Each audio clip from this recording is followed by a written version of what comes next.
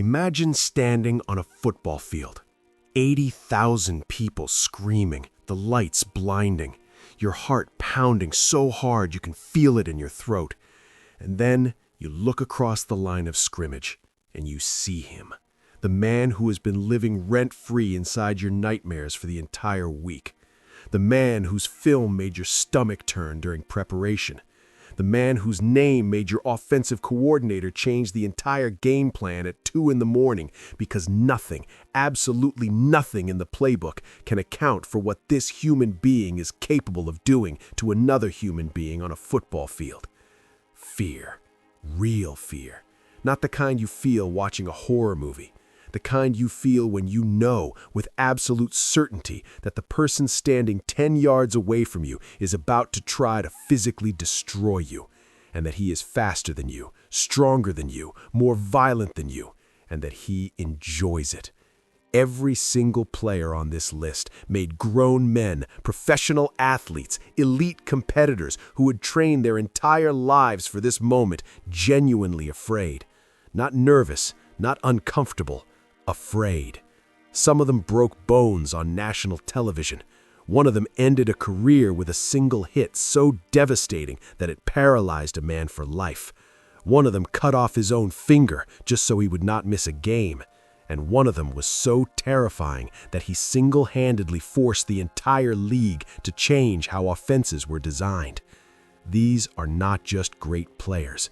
These are the 10 most terrifying human beings to ever step onto an NFL football field. Before we start, this channel is built on one thing: elite NFL history content that makes you feel something real. And we are growing faster than ever because of fans like you who demand more than surface-level highlights. If you want the stories that give you chills, subscribe right now. Turn on the bell. And if any moment in this video makes your jaw drop, show love with a super thanks. It goes directly into producing the content you deserve. Now, let us meet the monsters. We begin at number 10 with a man who did not just terrorize quarterbacks with his body, he terrorized them with his mind.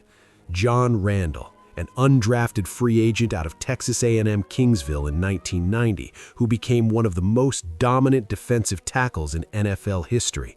7-time Pro Bowler, 6-time first-team All-Pro, Hall of Famer. But the stats do not tell you what made John Randle truly terrifying. It was the psychological warfare. Randle would research opposing players before games. He would learn their personal details, their wives' names, their children's names, their home addresses. And then, from the moment the first whistle blew, he would whisper that information across the line of scrimmage. Imagine trying to focus on blocking a 280-pound pass rusher who is calling your wife by her first name, who is asking about your daughter's school, who is smiling at you while doing it. Offensive linemen described playing against Randle as a form of mental torture. He would get inside your head before he got to your quarterback, and once he was in your head, the game was already over. John Randle was not just a football player. He was a predator who studied his prey before the hunt, and that is why he is number 10. But if Randle terrified people with words, the next player on this list did not need to say a single thing. His presence alone was enough to make men reconsider their career choices. Number 9, Concrete Charlie. Chuck Bednarik, the last true 60-minute man in NFL history, playing both offense and defense for the Philadelphia Eagles, and the man responsible for one of the most violent, most replayed collisions in the history of professional football. November 20th, 1960, Eagles versus New York Giants. Frank Gifford, one of the most beloved players in football, catches a pass across the middle, and Chuck Bednarik meets him with a hit so devastating, so perfectly timed, so annihilating that Gifford was knocked unconscious before he hit the ground. The ball flew from his hands. His body went limp. He lay motionless on the field.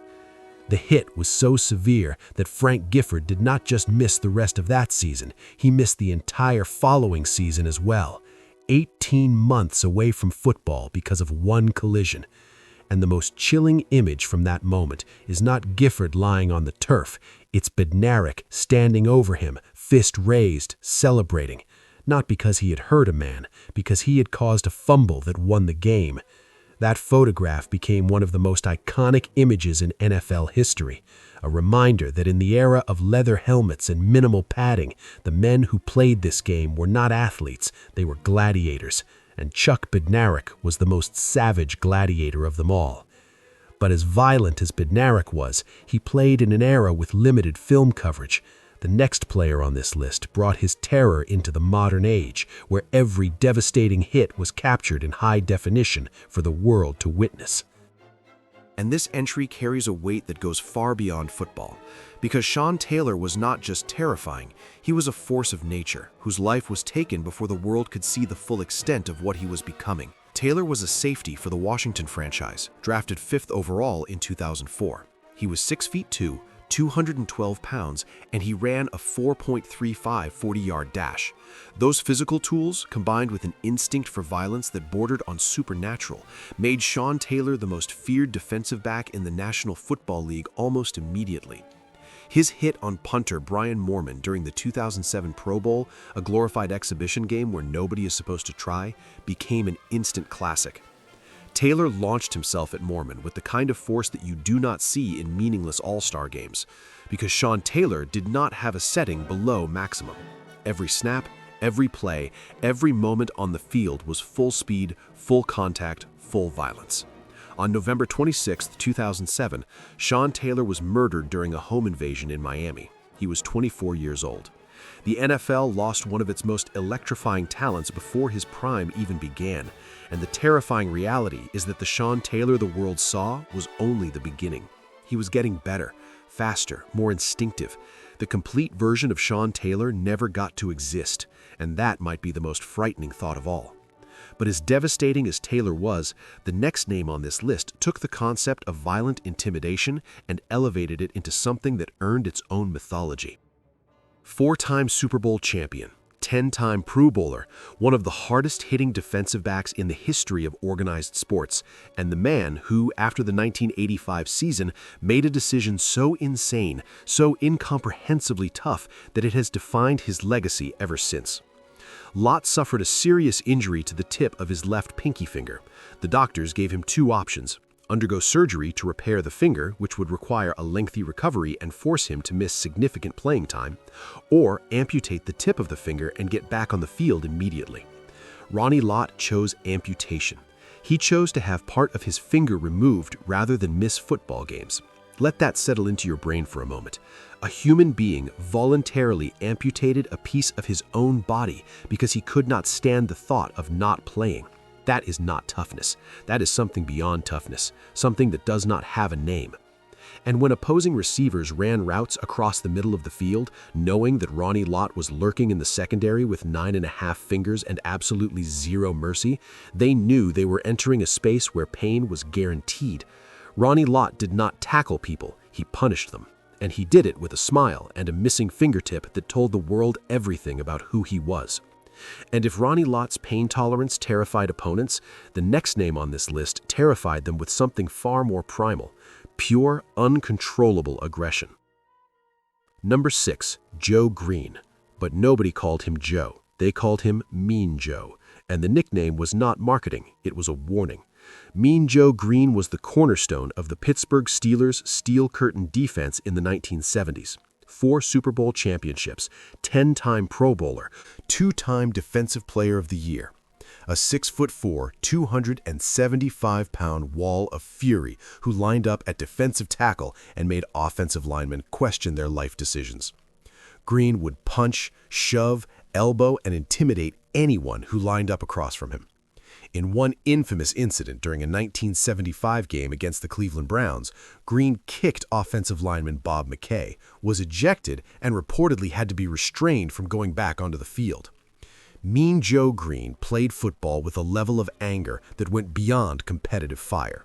It was personal. Every snap, every block, every moment of resistance from an opposing lineman was taken as a personal insult, and he responded accordingly. The Coca-Cola commercials showed the world a softer side, but the men who lined up against him every Sunday knew the truth. There was nothing soft about Mean Joe Greene. He was the most terrifying interior lineman who ever played. And the next name on this list brought that same level of fury, but from the linebacker position, where the freedom to deliver punishment was even greater. It is now time to enter the top 5, and I need to warn you, the men you are about to meet are on a completely different level of terrifying.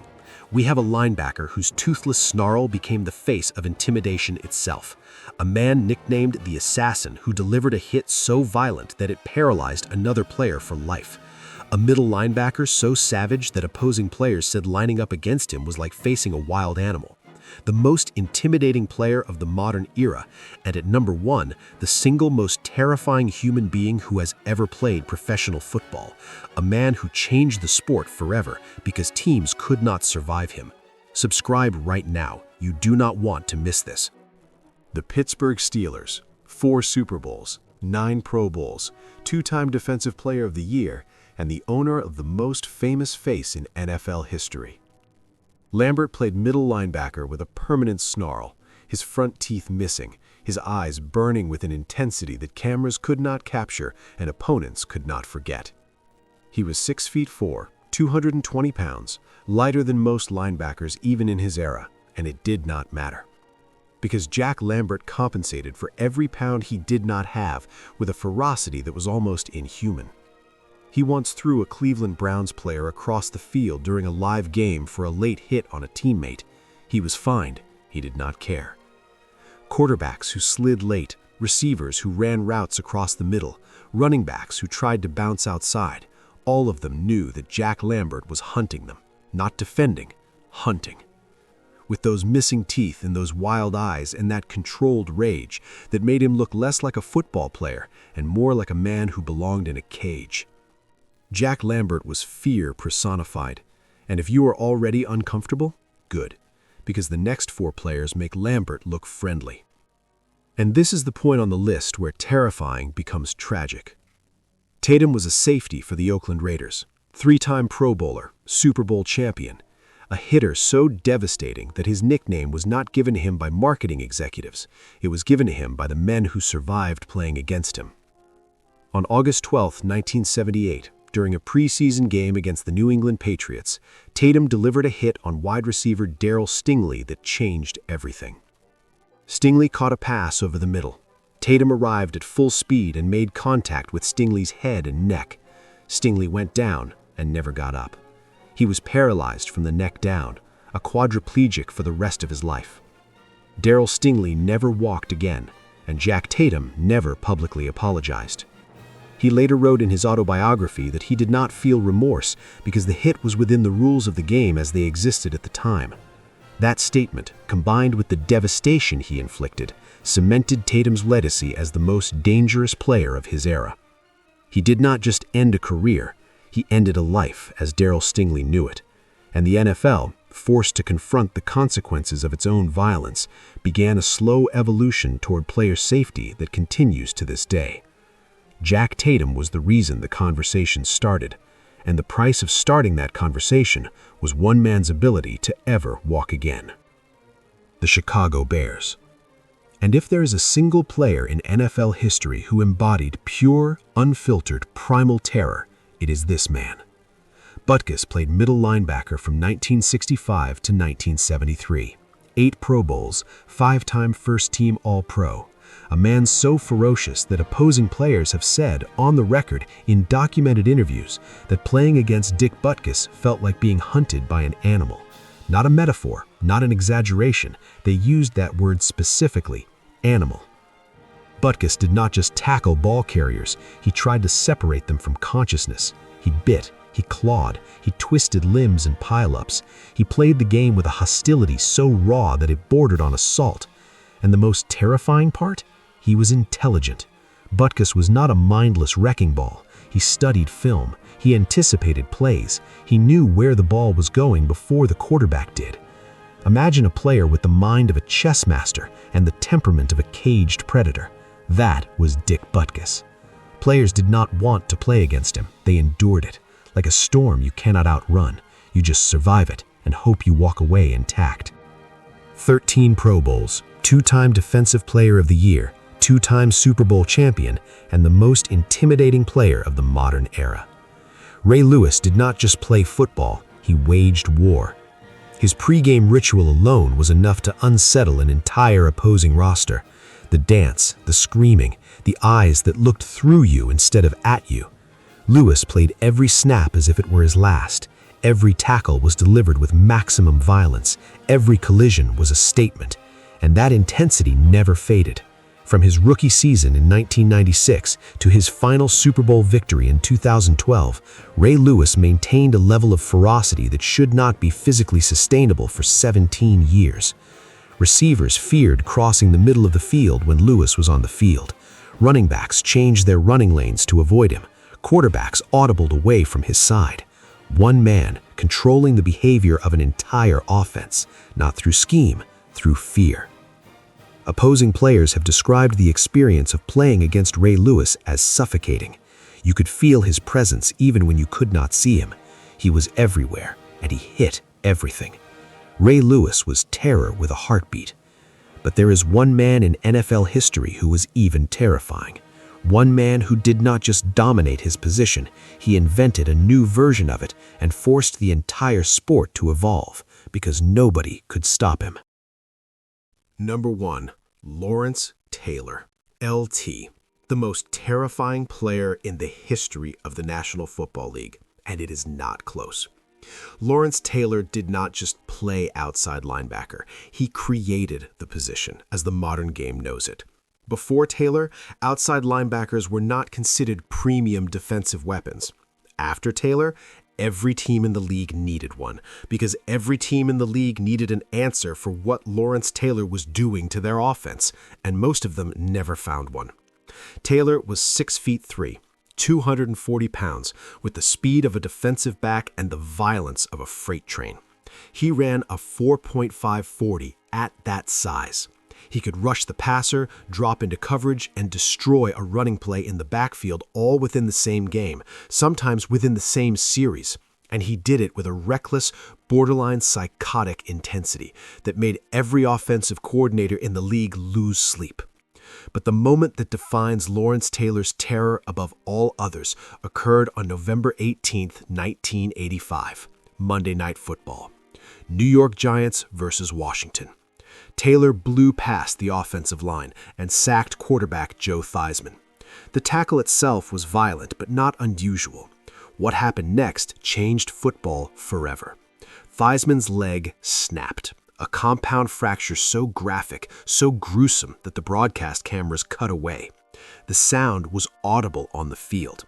Players from both teams immediately looked away, some waved frantically for medical help, and Lawrence Taylor, the man who had inflicted the injury, was one of the first to signal for the trainers, because even he knew in that instant that something terrible had happened. Joe Theismann never played football again. His career ended on that play.